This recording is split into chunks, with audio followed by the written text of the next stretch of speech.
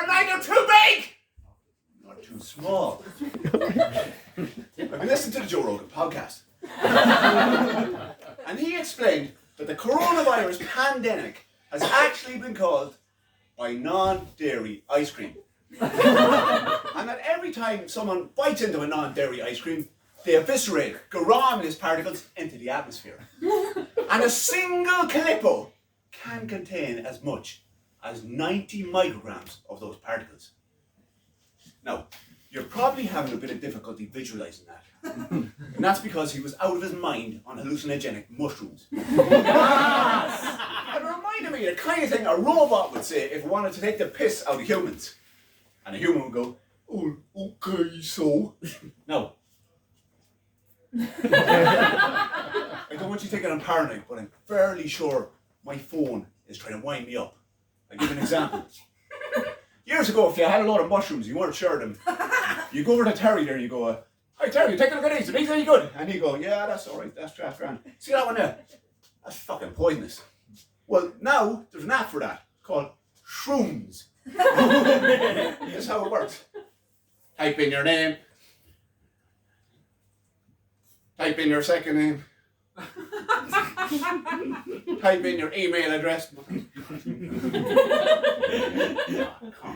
Now, I'm going to show you 6 pictures and I want you to tell me which ones contain a giraffe. If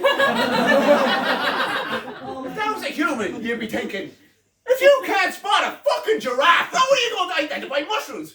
Because it's a robot, I went, okay, so that's a giraffe, that's a giraffe, that's a giraffe, and that's another giraffe. Because robots are the way of the future. Within 20 years, 90% of the jobs currently being done by humans will be done by robots. 90%. Even the guards. CSI, Ballymote, 2042. Jesus, TJ, I can't work it out. Why would the county engineer shoot himself in the back while inspecting a sewage plant? Oh, fuck me either, Tony. And I was chatting to someone and they said they saw a Nissan Pajero parked up at the end of the lane right before it happened. Oh fuck, we'll have to run it through the guard app again. Hold on, I'll do it. That's a zebra. That's a zebra. That's a lemur. And that's another zebra. Right, TJ, we're in.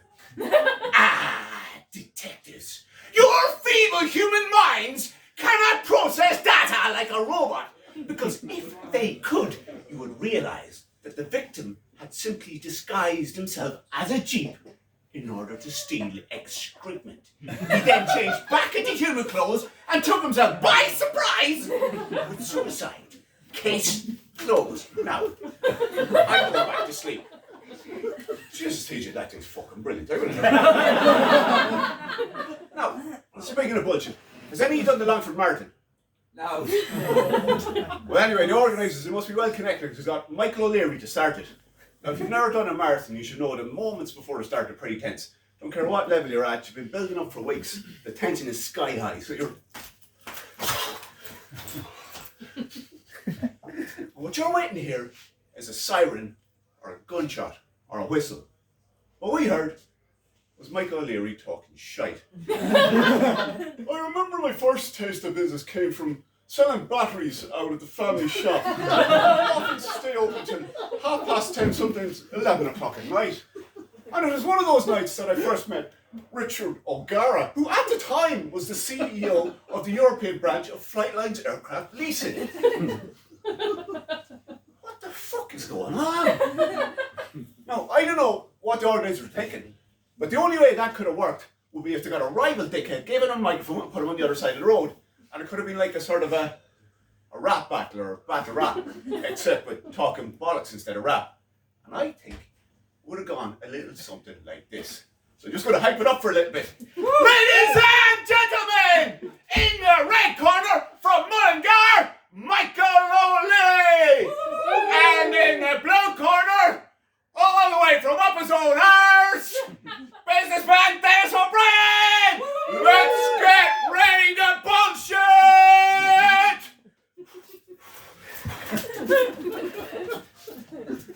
I'm the captain of my own steam-powered gunboat, and I regularly visit the land of the dinosaurs.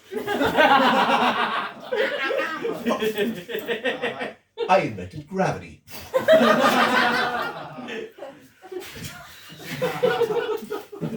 I revolutionized the airline industry. Before I was me, people used to strip bollock naked and fling themselves off of mattresses in order to travel long distances. In your fucking face, Dennis!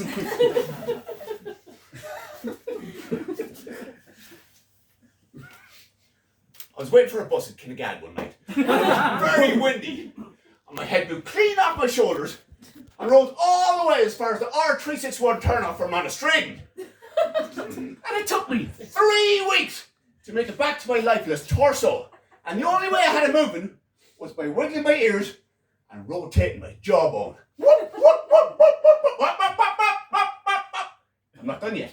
I went into A&E yesterday morning and had all the copper pipes in my cerebellum replaced with tantallium-tungsten alloy tubing! Booyah, motherfucker! Wait a minute, hold on. You're a robot. Okay, so that's fair enough. Word. Lads, you've been a great audience. Thank you!